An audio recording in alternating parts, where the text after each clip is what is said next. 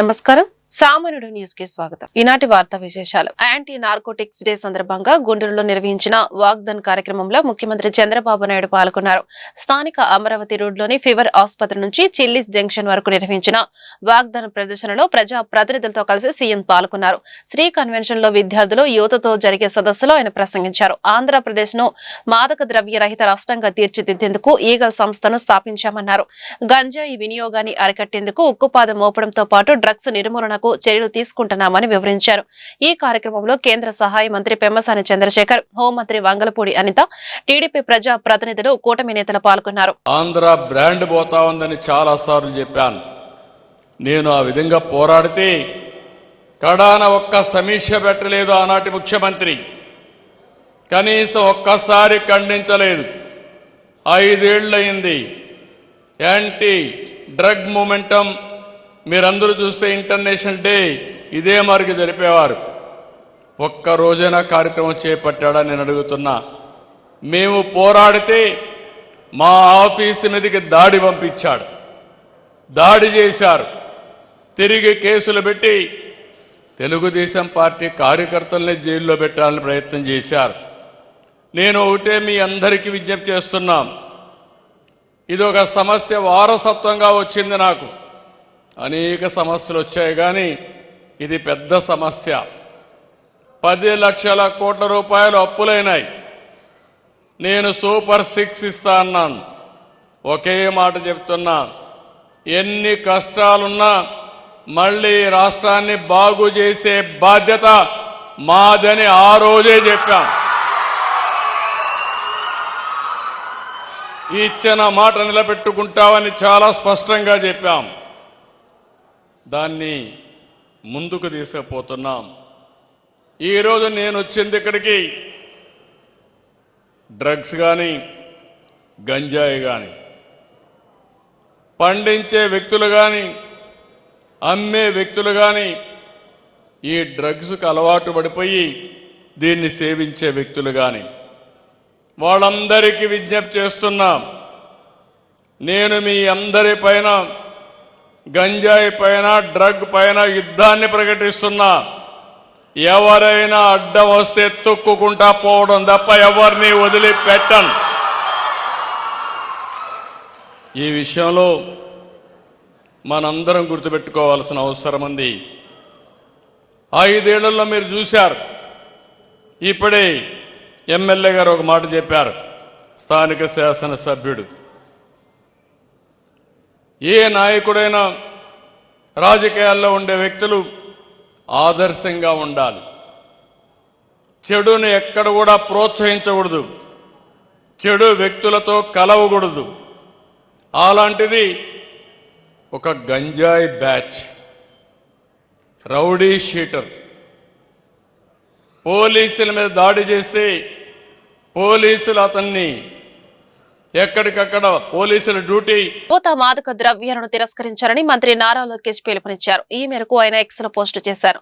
మెరుగైన భవిష్యత్తు కోసం యువశక్తిని ఉపయోగించుకోవాలన్నారు. డ్రగ్స్ వినియోగాన్ని అరికట్టాలనే లక్ష్యంతో ముందుకెళ్తున్నట్లు చెప్పారు. కఠినంగా చట్టాల అమలు, నిఘా ద్వారా మాదక ద్రవ్యాలను అరికట్టడానికి ప్రభుత్వం చొరవ చూపుతుందని లోకేష్ అన్నారు. ప్రధాని నరేంద్ర మోదీ నాయకత్వంలో ఎన్నో ప్రాజెక్టులకు శంకుస్థాపనలు చేసుకుంటున్నామని కేంద్ర మంత్రి గజేంద్ర సింగ్ షేకావత్ అన్నారు. రాజమహేంద్రవరంలో అఖండ గోదావరి ప్రాజెక్టుకు శంకుస్థాపన చేసిన అనంతరం ఆయన మాట్లాడారు. రాష్ట్రంలో ప్రాజెక్టు రూపకల్పనకు CM Chandrababu, deputy CM Pawan Kalyan కృషి చేస్తున్నారని చెప్పారు. అఖండ గోదావరి ప్రాజెక్టుకు శంకుస్థాపన చేసుకోవడం ఆనందదాయకం. ప్రధాని మోదీ నాయకత్వంలో దేశంలో పర్యాటక అభివృద్ధి వేగవంతమైంది. డబుల్ ఇంజిన్ సర్కార్ ఆధ్వర్యంలో ఏపీలో అభివృద్ధి పరుగులు పెడుతుంది. దేశంలో పర్యాటకుల సందర్శన మరింత పెరిగింది. ప్రపంచంలో పర్యాటకుల శాతం వేగంగా పెరిగింది. భారత్లోని టూరిజం అభివృద్ధికి ఏపీలో అనుకూల పరిస్థితులు ఉన్నాయి. ఆధ్యాత్మికంగానూ రాష్ట్రం అభివృద్ధి చెందుతుంది. ఏపీలో పర్యాటక రంగం అభివృద్ధికి సుమారు 450 కోట్లకు పైగా నిధులు మంజూరు చేశామని వివరించారు. Foundation stone of various tourism projects sanctioned under the able leadership of Honorable Prime Minister Narendra Modi garu, on the recommendation of the able Chief Minister Nara Chandrababu Naidu garu, and on continuous persuasion of my dear friend, Deputy Chief Minister, Shri Pawan Kalyan Garu,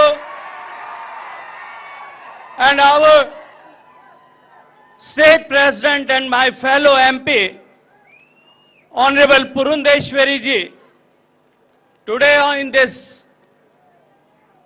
program on the dais, Shri Pawan Kalyan ji, Honorable Purundeshwari ji, Minister of Tourism, Honorable Shri Durgesh ji, Minister in charge and Minister of Jal Shakti, my former department, Nimala Ramanaidu Garu, fellow member of Legislative Assembly, dear party officials, ladies and gentlemen, today at this, on the banks of river Godavari, it's my great privilege to stand before you in the historic city of Rajamundry on the banks of this sacred river on Pushkar Ghat. It's a moment of pride and purpose as I stand before you to share a story, the story of India's tourism, the story of India's tourism transformation, the story of tourism potential in our country. Dear friend, a story where culture meets commerce, heritage meets hospitality, and spirituality meets sustainability. Under the bold and transformative leadership of Honorable Prime Minister Narendra Modi Garu, and under the regime of this double-engine government in state of Andhra Pradesh, tourism in India has moved from being a sector of potential to a pillar of progress. Dear friends, in 2023, tourism double engine సర్కార్ ఉంటే అభివృద్ధి సాధ్యమని ఆనాడే చెప్పామని BJP రాష్ట్ర అధ్యక్షురాలు MP Purandeswari అన్నారు. ప్రజలు తమపై నమ్మకంతో ఆశీర్వదించి గెలిపించారని చెప్పారు. వికసిత్ భారత్ లో వికసిత్ ఆంధ్రప్రదేశ్ ఒక భాగమని పేర్కొన్నారు. అమరావతి, పోలవరం ఇలా అన్నిటికీ కేంద్రం సహకారం అందిస్తోందని చెప్పారు. అనేక పర్యాటక అభివృద్ధి కార్యక్రమాలకు శంకుస్థాపన చేసుకుంటున్నట్లు వివరించారు. చారిత్రక ప్రాధాన్యత గుర్తించి అభివృద్ధి చేసేందుకు కేంద్రం సాయం అందిస్తోందని పురంధేశ్వరి తెలిపారు. వికసిత్ భారత్ అనేటువంటి ఒక కళ ఏదైతే ఒక స్వప్నం ఏదైతే నరేంద్ర మోడీ గారు ప్రజల ముందు ఉంచారో ఆ వికసిత్ భారత్ లో వికసిత్ ఆంధ్ర రాష్ట్రం కూడా ఒక భాగం అని చెప్పి మనం గుర్తించాలి. కనుక అన్ని విధాలా కూడా అధికారంలోకి వచ్చిన నాటి నుండి నేటి వరకు అమరావతి నిర్మాణం కావచ్చు, పోలవరం నిర్మాణం కావచ్చు, స్టీల్ ప్లాంట్ కావచ్చు, సౌత్ కోస్టల్ జోన్ కావచ్చు, రైల్వే జోన్ కావచ్చు, మరి MNREGS కింద పెద్ద ఎత్తున వనరులు రాష్ట్రానికి ఇచ్చి కావచ్చు, అన్ని విధాలా కూడా ఆంధ్ర రాష్ట్ర అభివృద్ధికి కేంద్రం తన సహకారాన్ని అందిస్తూనే ఉంది. అయితే వికసిత్ ఆంధ్ర రాష్ట్రం మనకు కావాలంటే వికసిత్ జిల్లాలు కూడా కావాలి. అంటే వికసిత్ రాజమహేంద్రవరం కూడా ఖచ్చితంగా వికసిత్ ఆంధ్రలో భాగం అని చెప్పి మనం గుర్తించాలి. దానిలో భాగంగానే ఇవాళ అనేక పర్యాటక అభివృద్ధి కార్యక్రమాలు మనం శంకుస్థాపన చేసుకోవడం జరుగుతుంది. ప్రత్యేకించి హ్యావ్లాక్ బ్రిడ్జ్ 100 సంవత్సరాల నాటి బ్రిడ్జ్ నిరుపయోగంగా ఉన్నటువంటి సందర్భంలో దాని యొక్క చారిత్రాత్మక ప్రాధాన్యతను గుర్తించి ఇవాళ దాన్ని కూడా ఒక పర్యాటక క్షేత్రంగా దాన్ని అభివృద్ధి చేయడానికి కేంద్రం తన సహకారాన్ని అందిస్తుంది. అదేవిధంగా రివర్ ఫ్రంట్ దాన్ని కూడా అభివృద్ధి చేస్తున్నటువంటి సందర్భంలో నేను ఇప్పుడే అజయ్ జైన్ గారితో కూడా మాట్లాడాను.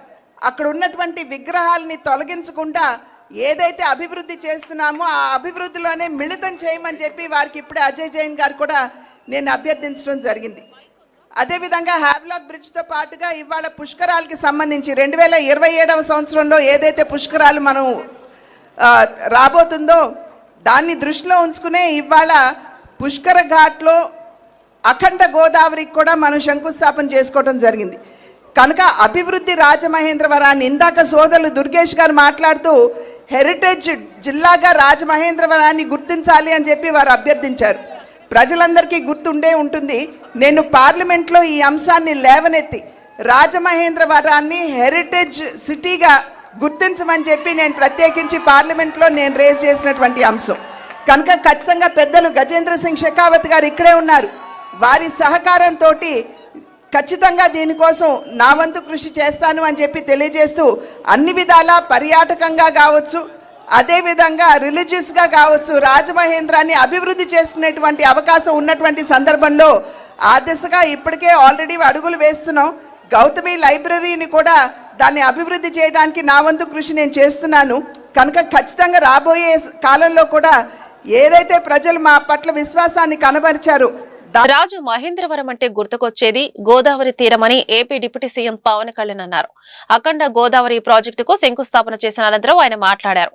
తీరం వెంట నాగరికత, భాష అన్ని అభివృద్ధి చెందుతాయని చెప్పారు. ఆంధ్రుల అన్నపూర్ణగా పేరుగాంచిన డొక్కా సీతమ్మకు జన్మనిచ్చిన నేల ఇది అని చెప్పారు. ఆదికవి నన్నయ్యతో పాటు ఎంతో మంది కళాకారులకు జన్మనిచ్చిన నేల ఇది. ఎంతో కాలంగా ఉన్న కళను సాకారం చేసే దిశగా ముందుకెళ్లడం ఆనందదాయకం.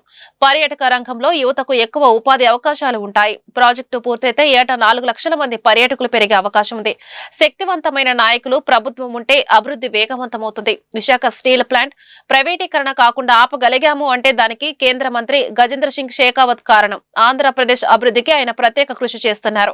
రాష్ట్ర వ్యాప్తంగా ఉన్న పర్యాటక కేంద్రాలకు పునర్జీవం అందించాలని కోరుతున్నాం. రాజస్థాన్ లో వీరులు పుట్టిన నేల నుంచే గజేంద్ర సింగ్ షెకావత్ వచ్చారు. ఆంధ్రుల పౌరుషం ఉన్న ఈ నేల స్వభావాన్ని అర్థం చేసుకుంటున్నారని పవన్ కళ్యాణ్ చెప్పారు. శక్తివంతమైన మనకి ప్రభుత్వం ఉన్నప్పటికీ కూడా కేంద్రంలో కూడా అంతే, దానికి మించి, దానికి 100 ఇంతులు మించిన శక్తివంతమైన నాయకులు, శక్తివంతమైన ప్రభుత్వం ఉంటే మనకి ప్రాజెక్టులు చాలా అవలీలుగా అవుతాయి, వెంటనే చాలా తొందరగా పూర్తి చేయొచ్చు. మనకి నదులు అనేవి మనం ఎలా చూస్తామంటే విదేశాల్లో కేవలం అక్కడ కూర్చోబెట్టి రెస్టారెంట్స్ లేదంటే ఇవి పెడతారు. మన నది మన జీవనంలో భాగం, మన నది మన సంస్కృతిలో భాగం మనకి. అలాంటి భాషా సంస్కృతులు పరివిడిల్లే తిరవాక ప్రాంతాలు మనవి. అందుకని వీటిని ముఖ్యంగా మనం కూర్చున్న పుష్కర్ ఘాట్లు డెవలప్ చేయడంతో పాటు ముఖ్యంగా మన కళలు, వీటి మొత్తం చూస్తే దాదాపు అక్కడ మనకున్న షాప్స్ పెట్టడం కానీ, మన సంస్కృతికి సంబంధించిన షాప్స్ కానీ ఇవన్నీ పెట్టడానికి చాలా బలమైన ప్రణాళిక చేశారు. ఇది ఈ 4 ఏళ్ల కాలంలో కేంద్ర రాష్ట్ర ప్రభుత్వాల ఉమ్మడి సహకారంతో 2035 నాటికి 35 లక్షల పర్యాటకులను అఖండ గోదావరి ప్రాజెక్టు ఆకర్షించేలాగా, అలాగే రాష్ట్ర వ్యాప్తంగా ఉన్న పర్యాటక కేంద్రాలకు పునర్జీవం పోసేలాగా గౌరవ ప్రధానమంత్రి శ్రీ నరేంద్ర మోదీ గారి సహకారం, గౌరవ ముఖ్యమంత్రి శ్రీ నారా చంద్రబాబు గారి నాయకత్వం, అలాగే పర్యాటక రంగాన్ని అద్భుతంగా తీర్చిదిద్దాలి అన్న ఆలోచనతో ఉన్న మన నేలబిడ్డ కందుల దుర్గేష్ గారు, వారి సారథ్యంలో రాష్ట్ర పర్యాటక రంగం ముందుకు పోతుందని తెలియజేస్తూ, Gajendra Singh Shekhawat ji always wants our Andhra Pradesh to be very progressive, to have a greater development, and he would like all the support which is needed, and he would extend that. This is not the first time, this is not going to be the last time. As long our NDA government continues, the growth will happen in a fast-paced manner. And we are grateful to you, sir. We are extremely grateful to you for the support you have extended. Annamayya జిల్లాలో ప్రముఖ యోగా గురువు రామ్దేవ్ బాబా పర్యటించారు. ప్రముఖ పర్యాటక కేంద్రం Horsley hills ను ఆయన సందర్శించారు. అక్కడ అంతర్జాతీయ వెల్నెస్ సెంటర్ ఏర్పాటుకు స్థల పరిశీలన చేశారు. ఈ సందర్భంగా బాబా రామ్దేవ్ మాట్లాడుతూ AP CM Chandrababu visionary leader అని కొనియాడారు. ఆయన ఆలోచనతో హర్సిలీ హిల్స్ లో వెల్నెస్ సెంటర్ ఏర్పాటు చేస్తున్నట్లు చెప్పారు. సాంస్కృతిక, ఆధ్యాత్మిక వెల్నెస్ సెంటర్ ఏర్పాటుకు ప్రణాళికలు చేస్తున్నట్లు తెలిపారు. ఇప్పటికే తమ ప్రతినిధులు హర్సిలీ హిల్స్ ను పరిశీలించినట్లు చెప్పారు. ఈ కార్యక్రమంలో పర్యాటక శాఖ అధికారులు పాల్గొన్నారు. Chandrababu Naidu ji is a generous person. He is a very spiritual and he wants to have international level wellness center, and our vision is we can build here a spiritual, cultural, health, wellness tourist place.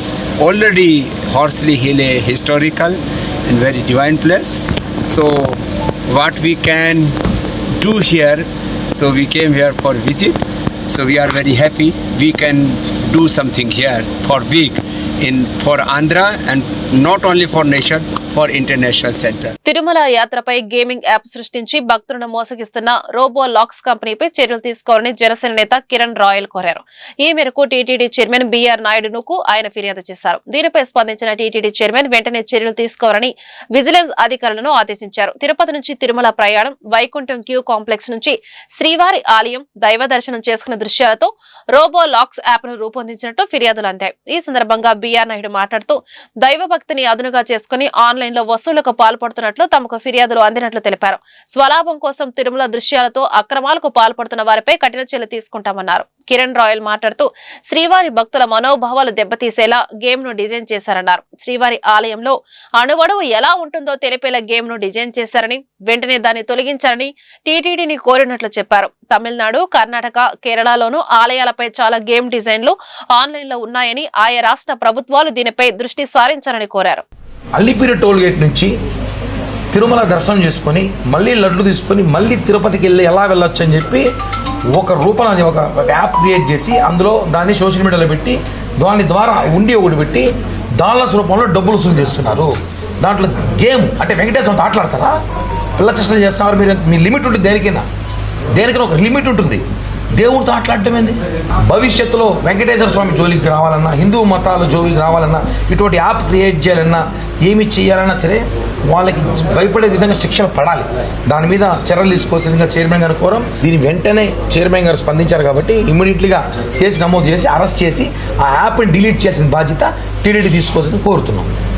Municipal engineering విభాగం కార్మికులు చేస్తున్న సమ్మె గురువారం నాటికి 4వ రోజుకి చేరింది. ఈ సమ్మెలో భాగంగా గుంటూరు నగరపాలక సంస్థ కార్యాలయం వద్ద ఇంజనీరింగ్ కార్మికులు ప్రభుత్వానికి వ్యతిరేకంగా నినాదాలు చేశారు. ఈ సందర్భంగా రాష్ట్ర జేఏసీ చైర్మన్ ఈదలమూడి మధుబాబు మాట్లాడుతూ మున్సిపల్ ఇంజనీరింగ్ పరిధిలో 28 విభాగాల్లో పనిచేస్తున్న అవుట్ సోర్సింగ్ కార్మికులకు తక్షణమే వేతనాలు పెంచాలని డిమాండ్ చేశారు. అలాగే రాష్ట్ర ప్రభుత్వం అమలు చేస్తున్న సంక్షేమ పథకాలు వీరికి వర్తింపజేయాలని విజ్ఞప్తి చేశారు. ఇప్పటికైనా కూటమి ప్రభుత్వం స్పందించి ఇంజనీరింగ్ విభాగంలో పనిచేసే కార్మికుల సమస్యను పరిష్కరించాలన్నారు. లేని పక్షంలో నిరావధిక సమ్మెను ఉధృతం చేస్తామని ప్రకటించారు. బాబు రాష్ట్రంలో ఉన్న అన్ని నగరపాలక సంస్థల పురపాలక సంఘాల్లో ఇంజనీరింగ్ విభాగంలో పనిచేస్తున్న కార్మిక సంఘాల జేఏసీ చైర్మన్. మేము గత 4 రోజులుగా ప్రభుత్వ తీరుకు నిరసనగా సమ్మె చేస్తూ ఉన్నాం. ఎందుకంటే గతంలో అధికారంలో ఉన్న వైసీపీ ప్రభుత్వం కేవలం మున్సిపల్ రంగంలో పారిశుద్ధ్య విభాగం, డ్రైవర్లు, అండర్గ్రౌండ్ డ్రైనేజీ కార్మికులకు మాత్రమే జీతాలు పెంచి ఇంజనీరింగ్ విభాగంలో పనిచేసే 28 రకాల విధులు నిర్వహించే కార్మికులకు జీతాలు పెంచకుండా మోసం చేసింది. అలాగే ఆప్కాస్ అనేది ఒకటి పెట్టి ఆప్కాస్లో మాకందరికీ CFMSID ఒకటి సృష్టించి మమ్మల్ని ప్రభుత్వ ఉద్యోగులుగా చూపించి మాకు సంక్షేమ పథకాలు కూడా కోత పెట్టడం జరిగింది. అయితే ఈ ప్రభుత్వం ఇప్పుడున్న ప్రస్తుతం అధికారంలో ఉన్న కూటమి ప్రభుత్వం వస్తే ఏదైనా మెయిల్ చేసిద్దనే భావంతో మా అవుట్సోర్సింగ్ రంగంలో పనిచేసే అన్ని శాఖల్లో పనిచేసే అవుట్సోర్సింగ్ కార్మికులు కూడా 2 లక్షల మంది పైచిలుకున్న కార్మికులందరూ కూడా కూటమి ప్రభుత్వాన్ని నమ్మి ఓట్లేయడం జరిగింది. ఎందుకంటే కూటమి ప్రభుత్వం అధికారంలో వచ్చే ముందు ఎన్నికల మేనిఫెస్టోలో అవుట్సోర్సింగ్ ఉద్యోగులందరికీ కూడా సంక్షేమ పథకాలు అమలు చేస్తామని చెప్పడం, అలాగే మెరుగైన ఇంకా ఆప్కాస్ వ్యవస్థను మెరుగైన వ్యవస్థగా తీసుకొస్తారనే ఉద్దేశంతో మేమందరం కూడా కూటమి ప్రభుత్వానికి ఓట్లేసి గెలిపించడం జరిగింది. అయితే దానికి భిన్నంగా ప్రభుత్వం వచ్చిన తర్వాత మాకు జీతాలు కూడా పెంచిద్ది అనుకున్నాం. అయితే ప్రభుత్వం వచ్చి ఏడాది గడిచినప్పటికి కూడా ఏదైతే గత ప్రభుత్వం మోసం చేసిందో ఇంజనీరింగ్ కార్మికుల్ని, అదే మోసం ఈ ప్రభుత్వం కూడా చేస్తూ ఉంది. జీతాలు పెంచే ఆలోచనలో లేదు. ఎన్నిసార్లు వినతిపత్రాలు ఇచ్చినప్పటికి కూడా ప్రభుత్వం పట్టించుకునే పరిస్థితి లేదు. మంత్రి నారాయణ గారు అయితే ఈ నెల 2వ తేదీన మా కార్మిక సంఘాలతో చర్చలు జరిపి మాకు గతంలో ప్రభుత్వం ఏదైతే 6,000 రూపాయలు పారిశుద్ధ్య కార్మికులకు పెంచిందో అదే జీతాన్ని అందరికి సమానంగా పెంచమని చెప్పి అడిగాం. ఎందుకంటే గతంలో ప్రభుత్వాలు ఎప్పుడు కూడా పారిశుద్ధ్యం, ఇంజనీరింగ్ అని తేడా లేకుండా జీతాలు పెంచుకుంటూ వచ్చినాయి. గత వైసీపీ ప్రభుత్వమే తేడా చూపించి వాళ్ళని మమ్మల్ని విడగొట్టి జీతాలు పెంచడం జరిగింది. అయితే ఈ ప్రభుత్వం న్యాయం చేసింది అనుకుంటే ఎన్నిసార్లు వినతిపత్రాలు ఇచ్చినా మంత్రి గారితో మాట్లాడినా ముఖ్యమంత్రి గారితో మాట్లాడి చెప్తామని చెప్పి ఆయన అర్ధాంతంగా చర్చలు ముగిసి వెళ్ళిపోయి దాదాపు 22 రోజులు 3 రోజులు అవుతా ఉంది. ఇప్పటి వరకు చర్చలు జరపట్లేదు. అందుకు నిరసనగా మేము మాకు సమానంగా అందరికి సమానంగా 6,000 రూపాయలు జీతం పెంచాలి, అలాగే మాకు అన్ని సంక్షేమ పథకాలు అమలు చేయాలి, మాకు మినిమం టైం స్కేల్ ఇవ్వాలి, మాకు హెచ్ఆర్ పాలసీని అమలు చేయాలి, అలాగే రిటైర్మెంట్ బెనిఫిట్స్ మాకు ఇవ్వాలి, గ్రాడ్యుటీ మాకు ఇవ్వాలి. ఎవరైనా చనిపోతే నేటి డిజిటల్ యుగంలో స్మార్ట్ వర్క్ పెంపొందించుకోవాల్సిన ఆవశ్యకత ఎంతైనా ఉందని గుంటూరు తూర్పు ఎమ్మెల్యే మహమ్మద్ నజీర్ తెలిపారు. ప్రభుత్వ సంక్షేమ కార్యక్రమాలు ప్రజలకు చేరువ చేసేలా, మహిళా సాధికారతకు మరింత ఊతమిచ్చేలా మెప్మా రీసోర్స్ పర్సనల్ కు ట్యాబ్లు పంపిణీ చేస్తున్నట్లు చెప్పారు. రాష్ట్ర ముఖ్యమంత్రి చంద్రబాబు నాయుడు పారదర్శకతకు అత్యంత ప్రాధాన్యత కల్పించారని వివరించారు. గుంటూరు కార్పొరేషన్ కౌన్సిల్ మీటింగ్ హాల్లో గుంటూరు పట్టణ పేదరిక నిర్మూలన సంస్థ ఆధ్వర్యంలో ఎమ్మెల్యే నజీర్ మెప్మా రీసోర్స్ పర్సన్లకు ట్యాబ్లు పంపిణీ చేశారు. ఈ సందర్భంగా ఎమ్మెల్యే మాట్లాడుతూ మహిళా సాధికారత కోసం కూటమి ప్రభుత్వం విశేషంగా కృషి చేస్తోందన్నారు. ఆర్పీల విధి నిర్వహణలో ట్యాబ్ల వినియోగం వలన అనేక ప్రయోజనాలు లభిస్తాయని పేర్కొన్నారు. P4 ద్వారా పేదరికం లేని సమాజాన్ని నిర్మిస్తామన్నారు. చంద్రబాబు దార్శనికత వలనే యోగాంధ్ర కార్యక్రమం రికార్డులు సృష్టించిందన్నారు. ఈ కార్యక్రమంలో నగర deputy mayor Shaik Sajila, MEPMA PD Vijayalakshmi పాల్గొన్నారు. భాగంగా ఉన్నటువంటి మహిళలు ఆర్థికంగా సామాజికంగా అభివృద్ధి కావాలనేటువంటి గొప్ప ఆలోచనతో ముఖ్యంగా పట్టణాల్లో నివసించేటువంటి పేదలకి జీవనోపాధితో పాటు ఆర్థికంగా నిలదొక్కుకోవాలనేటువంటి ఆలోచనతో నిర్మించినటువంటి మెప్మా డిపార్ట్మెంట్లో పనిచేసేటువంటి ఆర్పీలు ముఖ్యంగా ప్రతి ఒక్క గవర్నమెంట్ స్కీమ్ దగ్గర నుండి కేంద్ర రాష్ట్ర ప్రభుత్వాలు ఇచ్చేటువంటి ప్రతి ఒక్క కార్యక్రమాన్ని కూడా ఇంటింటికి తీసుకుని వెళ్ళినటువంటి ఆర్పీలకు డిజిటల్గా ఈరోజు మారుతున్నటువంటి యుగంలో ప్రతి ఒక్కరు కూడా కంప్యూటర్స్ని వాడుతూ ల్యాప్టాప్స్ని వాడుతూ పనిచేస్తున్నటువంటి తరుణంలో వాళ్ళకు కూడా మరింత వెసులుబాటుగా ఉండేటువంటి విధంగా ఈరోజు గ్యాలక్సీ శాంసంగ్ సంబంధించినటువంటి 5G ట్యాబ్ను దాదాపు 150 మందికి గుంటూరు తూర్పు నియోజకవర్గంలో ఇవ్వడం జరుగుతూ ఉంది. ముఖ్యంగా దీని ద్వారా వాళ్ళందరూ కూడా ఆడిట్తో పాటు కొత్త గ్రూప్స్ని ఫామ్ చేయడం, దాంతోపాటు వాళ్ళని ప్రమోట్ చేసుకోవడం, అవసరమైనటువంటి బ్యాంక్ లింకేజ్తో పాటు అన్ని కార్యక్రమాలు కూడా ట్యాబ్ ద్వారా చేసుకొని మరింత పారదర్శకంగా వెసులుబాటుగా ప్రతి ఒక్కరికి కూడా అర్థమయ్యేటువంటి విధంగా ఎక్కడా కూడా లోటుబాట్లు లేకుండా మరింత దీనిగా పనిచేయడానికి ఆలోచనతో ఈరోజు గౌరవ ముఖ్యమంత్రి గారు పెద్ద ఎత్తున రాష్ట్రంలో ఉన్నటువంటి 9,590 ఆర్పీలందరికీ కూడా ఈరోజు ట్యాబ్స్ని ఇవ్వడం జరుగుతూ ఉంది. చాలా సంతోషం. ఎందుకంటే చంద్రబాబు నాయుడు గారు రాష్ట్రంలో కొత్త ఆలోచనతో ఈరోజు P4 పథకాన్ని ముఖ్యంగా పేదవారిని ఉన్నతమైనటువంటి వర్గాలకు సమానంగా ఎదిగేటువంటి విధంగా పెట్టినటువంటి కార్యక్రమాన్ని ప్రజల్లో తీసుకొని వెళ్ళడానికి ఒక నూతన ఒరడితో ఈరోజు ట్యాబ్లు ఇవ్వడం జరుగుతూ ఉంది. ప్రజలందరూ ముఖ్యంగా ఆర్పీలందరూ కూడా మరింత పారదర్శకంగా ప్రజలకు ఉపయోగపడేటువంటి విధంగా సమాజంలో ఉన్నటువంటి భేదాభిప్రాయాలను తొలగించేటువంటి విధంగా ఈ కార్యక్రమాన్ని తీసుకొని దీన్ని వెసులుబాటును మీరందరూ కూడా ఉపయోగించుకోవాలని చెప్పి కోరుకుంటూ గౌరవ ముఖ్యమంత్రి గారికి హృదయపూర్వకమైనటువంటి ధన్యవాదాలు తెలుపుతాం.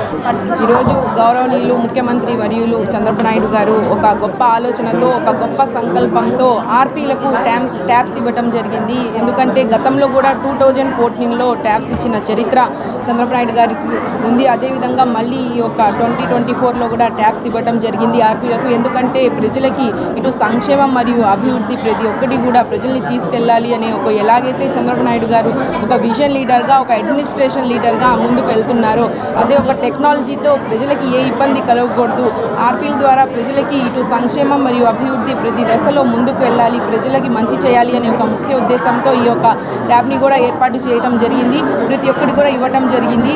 మరి ముఖ్యంగా మహిళలకు, అంటే మహిళలు ఆర్థికంగా ఎదగాలని, గౌరవంగా ఉండాలని, సమాజంలో తల ఎత్తును తిరగాలని, ప్రతి ఒక్క ఇంట్లో ఒక బిజినెస్ ఉమెన్గా ఉండాలని, 1,00,000 మందికి పైగా మహిళలను తయారు చేయాలని ఒక మీటింగ్ యొక్కది అప్లోడ్ అవగానే జనరేట్ అవుతుంది.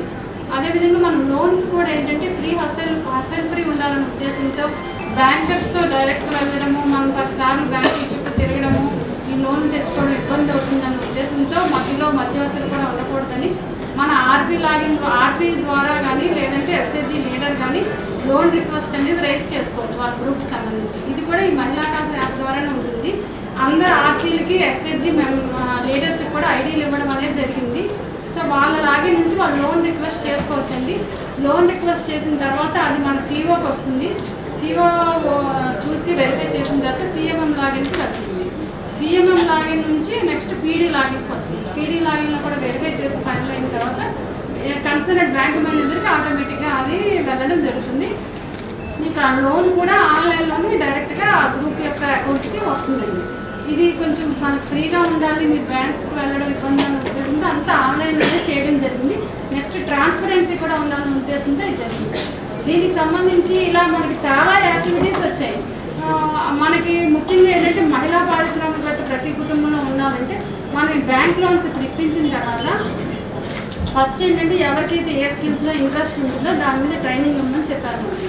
సో ఆ డేటా కూడా మనం తీసుకుంటున్నాం. వచ్చిన తర్వాత వాళ్ళకి ట్రైనింగ్ అనేది ఇప్పిస్తున్నాం. ఆ ట్రైనింగ్స్ కోసం కూడా మనం ఎన్జిఓస్తో పార్ట్నర్షిప్ అనేది ఎంఓయూ అనేది చేసుకోవడం జరిగింది. ఎన్జిఓల సహకారంతో మనం వాళ్ళకి ఇష్టమైన స్కిల్స్లో ట్రైనింగ్ అనేది ఇవ్వడం జరుగుతుంది. ట్రైనింగ్ ఇచ్చిన తర్వాత ఈ బ్యాంక్ లోన్కి మనం ఈ విధంగా మహిళా కాస్ యాప్ ద్వారా అప్లై చేస్తాము. చేసిన తర్వాత వాళ్ళు మనకి యూనిట్ పెట్టుకునేటట్టు కూడా మన సిబ్బంది మెప్మా సిబ్బంది మనకి మీ అందరికీ కూడా ఎస్ఎస్జి మెంబర్స్కి హెల్ప్ చేస్తారు. యూనిట్ పెట్టిన తర్వాత కూడా నెక్స్ట్ రన్ అవ్వాలి మార్కెటింగ్కి కూడా మన ఎన్జిఓలు సహకారం అందిస్తామని మనకు చెప్పారు. ఆ విధంగా ప్రతి ఒక్కరిని కూడా ఏదో ఒక యూనిట్ అనేది పెట్టించడం అనేది మన ముఖ్య ఉద్దేశం. రాజధాని రైతుల్లో అపోహలు తొలగించి అదనపు భూ సేకరణపై కూటమి ప్రభుత్వం స్పష్టత ఇవ్వాలని సిపిఐ జాతీయ కార్యదర్శి కె నారాయణ డిమాండ్ చేశారు. బనకచర్ల నీటి ప్రాజెక్టుపై వివాదాలు లేకుండా ఏపీ తెలంగాణ మధ్య అర్థవంతమైన చర్చలు జరగాలన్నారు. గురువారం గుంటూరు సిపిఐ జిల్లా కార్యాలయంలో ఏర్పాటు చేసిన మీడియా సమావేశంలో నారాయణ మాట్లాడుతూ డ్రగ్స్ కంటే ప్రమాదకరంగా మారిన పాన్ మసాలా గుట్కా పరిశ్రమలను కేంద్ర రాష్ట్ర ప్రభుత్వాలు సీజ్ చేయాలన్నారు. ప్రజాస్వామ్య వ్యవస్థకు ఎన్నికల ప్రక్రియకు బీజేపీ ప్రమాదకరంగా మారిందన్నారు. జనగణన కులగణన సకాలంలో పూర్తి చేసి జాతీయ స్థాయిలో బీసీలకు రిజర్వేషన్లు కల్పించాలన్నారు. సిపిఐ శతాబ్ది ఉత్సవాలను విజయవంతం చేయాలని పిలుపునిచ్చారు. ఈ సమావేశంలో సిపిఐ రాష్ట్ర సహాయ కార్యదర్శి ముప్పాళ్ల నాగేశ్వరరావు, జిల్లా కార్యదర్శి జంగాల అజయ్ కుమార్, నగర కార్యదర్శి కోట మాల్యాద్రి పాల్గొన్నారు. గతంలో 30,000 కోట్ల రూపాయలు 30,000 ఎకరాలని క్యాపిటల్కి అమరావతి తీసుకున్నారు. అది జగన్ వచ్చిన తర్వాత అంత తిట్టుబడిపోయింది, అంత గట్టి మలిసిపోయింది, చాలా గందరగోళం అయిపోయింది. ఇప్పుడు ఈ ముఖ్యమంత్రి రాగానే దానికి జీవసత్తాలు వస్తున్నాయి. అదే కేంద్ర ప్రభుత్వం కూడా సపోర్ట్ ఉంది కాబట్టి. కేంద్ర ప్రభుత్వం సపోర్ట్ లేకుండా పోతే ఈ పార్టీగా ఈ ప్రభుత్వం గమనించగలిగేది. కేంద్ర ప్రభుత్వం సపోర్ట్ ఉంది కాబట్టి ఎంత అంటారు పడుతున్నారు. అయితే రాజధాని నిర్మాణం మొదలుపెట్టక ముందుగానే ఇంకొక 40,000 ఎకరాలని క్యాపిటల్ తీసుకున్నామని చెప్పేసి ఇది బాధపెట్టారు. అంటే పంట పండేటువంటి భూముల్ని ఈ విధంగా చేస్తే దేశ ఆర్థిక వ్యవస్థ, ఆహార వ్యవస్థ నష్టం వస్తుంది. పైపుచ్చు అంత అవసరం లేని తర్వాత తెలుస్తుంది. ఇప్పుడు జనానికి ఏంటి, వీళ్ళకి వచ్చే ఫీడ్బ్యాక్ ఏంటంటే గ్రామాల తండోపతండాలు తరలి వచ్చి అయ్యా నా భూమి తీసుకోండి, అయ్యా నా భూమి తీసుకోండి అని చెప్పి అడుగుతున్నాను చెప్తా ఉన్నాను. నేను ఇప్పుడు తిరిగి వచ్చాను.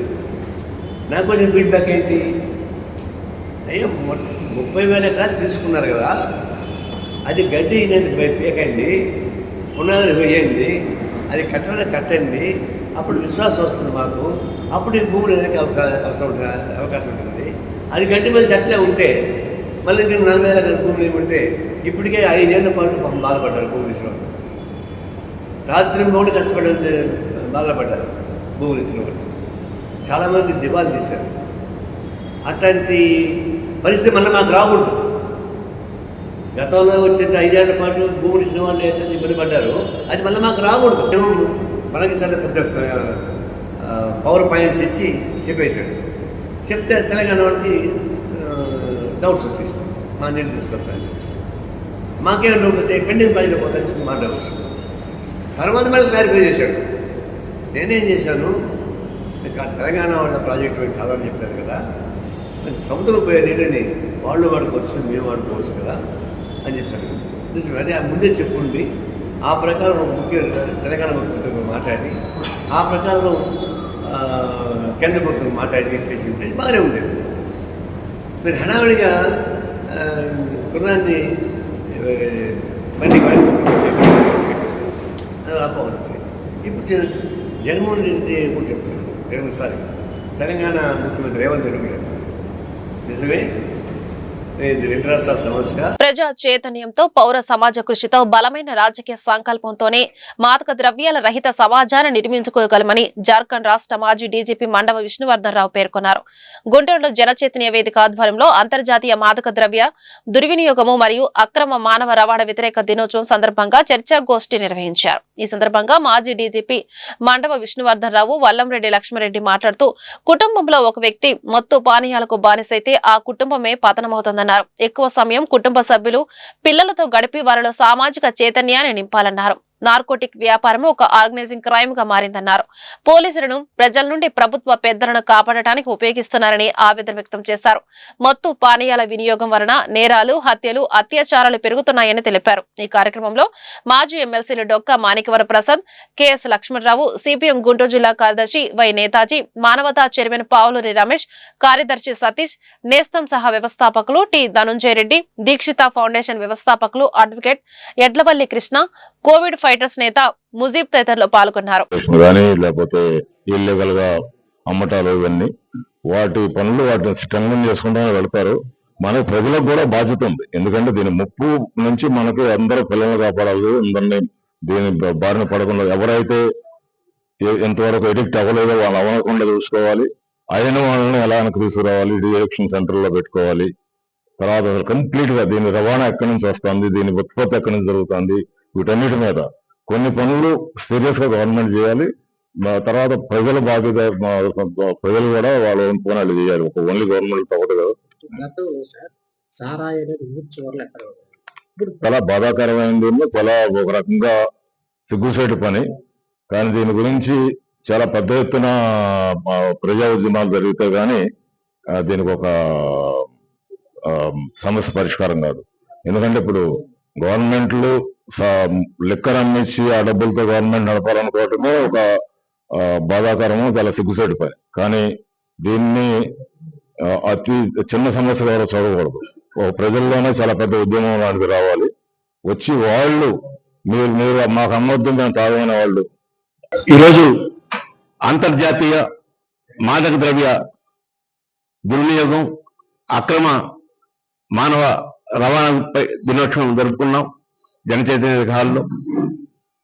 ఇక్కడ ఇచ్చేసిన పెద్దలందరూ ఒక 4-5 అంశాలు ప్రభుత్వం దృష్టికి, ప్రజల దృష్టికి తీసుకొచ్చారు. ఒకటి, రాష్ట్ర ప్రభుత్వం వెంటనే ఈగల్ అనే సంస్థని మరింత పరిపుష్టి చేయాలని, వాటికి ఆర్థిక వనరులను కల్పించాలని, తద్వారా అక్రమ రవాణాని, అక్రమ మాదక ద్రవ్యాన్ని అరికట్టొచ్చని ఒకటి. 2, పాఠ్య పుస్తకాల్లో ఒక పాఠ్యాంశంగా మాదక ద్రవ్యాల దుర్వినియోగంపై ఉంచాలని. 3, బ్రీత్ అనలైజర్స్ ని అన్ని చోట్ల, అన్ని టోల్ గేట్స్ దగ్గర ఏర్పాటు చేసి వాహనాలు నడిపేటప్పుడు త్రాగి నడుపుతున్న వారి మీద శిక్షలు విధించి రోడ్డు ప్రమాదాలని తగ్గించాలని. ప్రజల భాగస్వామ్యంతో పెద్ద ఎత్తున రాజకీయ పార్టీలు, ప్రభుత్వాలు, ప్రజా సంఘాలు ఒక ఉద్యమ స్ఫూర్తితో మాదక ద్రవ్యాలకి, మద్యానికి వ్యతిరేకంగా ప్రజలను జాగృతం చేయాలని. ఈరోజు రాష్ట్రంలో సుమారు 10% మంది మాదక ద్రవ్యాలకి, మద్యం మత్తులకి అలవాటు పడిన పరిస్థితి ఉంది. దీని ద్వారా నేరాలు, హత్యలు, అత్యాచారాలు ఇవన్నీ పెరుగుతూ ఉన్నాయని, వీటిని నివారించడానికి ప్రభుత్వం చొరవ తీసుకోవాలని. ప్రధానంగా ఆంధ్ర, ఒరిస్సా సరిహద్దుల్లో ఉన్న వందలాది ఎకరాల్లో పండిస్తున్న గంజాయి పంటని యుద్ధ ప్రాతిపదికన అటు ఆంధ్ర ప్రభుత్వం, ఒరిస్సా ప్రభుత్వం, కేంద్ర ప్రభుత్వం న్యాయస్థానాలను గౌరవించకుండా చట్టాలను చేతుల్లోకి తీసుకుని తెనాలి పోలీసులపై చట్టపరమైన చర్యలు తీసుకోవాలని ఇండియన్ లాయర్స్ అసోసియేషన్ రాష్ట్ర అధ్యక్షులు శాంతాకుమార్ డిమాండ్ చేశారు. గుంటూరు జిల్లా కోర్టు ఎదురు శాంతాకుమార్ ఆధ్వర్యంలో న్యాయవాదులు ధర్నా నిర్వహించారు. ఈ సందర్భంగా శాంతాకుమార్ మీడియాతో మాట్లాడుతూ జాన్ విక్టర్, మరో 2 తెనాలి పోలీసులు చేసిన అమానుష దాడిని ఖండిస్తున్నామని అన్నారు.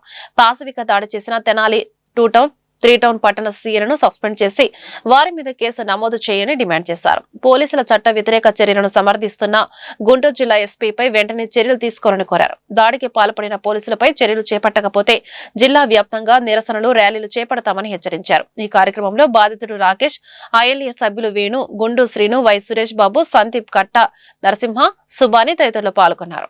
ఈ రోజున ఇండియన్ లాయర్స్ అసోసియేషన్, ఐఎల్ఏ ఆధ్వర్యంలో ఈ గుంటూరు జిల్లా కోర్టు ముందు నిరసన కార్యక్రమాన్ని గుంటూరు జిల్లా తెనాలిలో జరిగినటువంటి న్యాయవాది జాన్ విక్టర్, అలాగే దోమా రాకేష్, కరీముల్లా అనే ముగ్గురు పైన అమానుషంగా పోలీసులు దాడి చేసి హింసించి కొట్టి 3 రోజులు అక్రమంగా నిర్బంధంలో పెట్టుకున్నటువంటి సంఘటన గడిచి 2 నెలలు దాటింది. ఇంతవరకు రాష్ట్ర ప్రభుత్వం కానీ పోలీసు ఉన్నతాధికారులు కానీ బాధ్యులైనటువంటి Tenali 2 town 3 town police station circle ఇన్స్పెక్టర్లు అయినటువంటి రాములు నాయక్ అట్లాగే రమేష్ బాబులపై ఇంతవరకు చర్య తీసుకోకపోవటం ఈ పోలీసు ఉన్నతాధికారుల అసమర్థతకి అట్లాగే ప్రభుత్వ నిర్లక్ష్యానికి ఇది తార్కాణంగా కనపడుతుంది.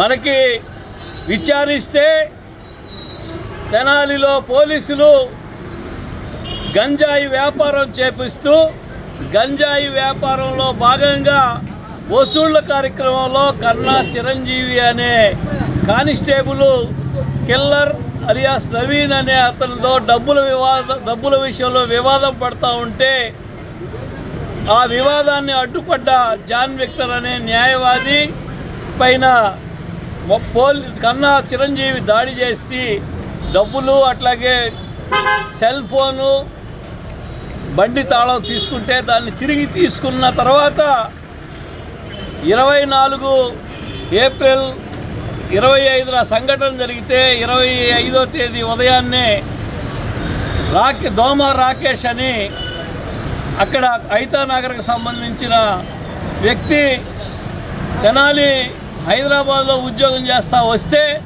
అతన్ని 25వ తేదీ ఉదయం అక్రమంగా కస్టడీలోకి తీసుకొని ఆ తర్వాత జాన్ విక్టర్ని కరీముల్లా అనే వ్యక్తులిద్దరిని కూడా మంగళగిరిలో వాళ్ళ ఇంటి దగ్గర ఉంటే వాళ్ళని అక్రమంగా నిర్బంధించి కారులో తీసుకెళ్తూనే దాడి చేసి కొట్టి 1 టౌన్ పోలీస్ స్టేషన్లో మధ్యాహ్నం వరకు కొట్టి హింసించి ఆ తర్వాత షీట్ ఓపెన్ చేసి వాళ్ళకు దుర్మార్గులుగా ఈ సమాజానికి చూపించి ప్రజల సహకారం లేకుండా చేశారు. కానీ మరి లీగల్గా వాళ్ళు టెక్నికల్గా అన్ని విషయాల్లో దొరికిపోవడం జరిగింది. మరి వాళ్ళని రిమాండ్ పెట్టిన తర్వాత రౌడీ షీట్ ఓపెన్ చేయడం జరిగింది. మరి ఆ లెక్క చూసుకుంటే మరి ముందుగా మీరు మీ పోలీసు వ్యవస్థను ప్రక్షాళన చేయాలి. ఎన్ని కేసుల్లో పోలీసులు ఉన్నారో అలానే రాజకీయ నాయకుల మీద ఒక్కొక్కళ్ళ మీద ఎన్ని కేసులు ఉన్నాయి, మరి ఆ కేసుల్లో వాళ్ళ మీద రౌడీ షీట్ ఓపెన్ చేశారా? మరి ముందు అది ఓపెన్ చేయండి. అవన్నీ చేయకుండా అమాయకులైన ప్రజల మీద మీరు రౌడీ షీట్లు ఓపెన్ చేసి మీ తప్పు ఎక్కడ కప్పుపుచ్చుద్దని మరి డ్రగ్స్ దందాలో ఈ పోలీసు వ్యవస్థ ఉంది, దాన్ని తీవ్రంగా ఖండిస్తున్నాం. మరి ఆ వసూళ్లలో వాళ్ళ దగ్గరికి వెళ్ళి వాళ్ళు ఈకపోతే మరి అది ఎక్కడ బయట పెడతారని చెప్పి ఈ విధంగా వాళ్ళ మీద. ఈ వార్తలు ఇంతటితో సమాప్తం. నమస్కారం.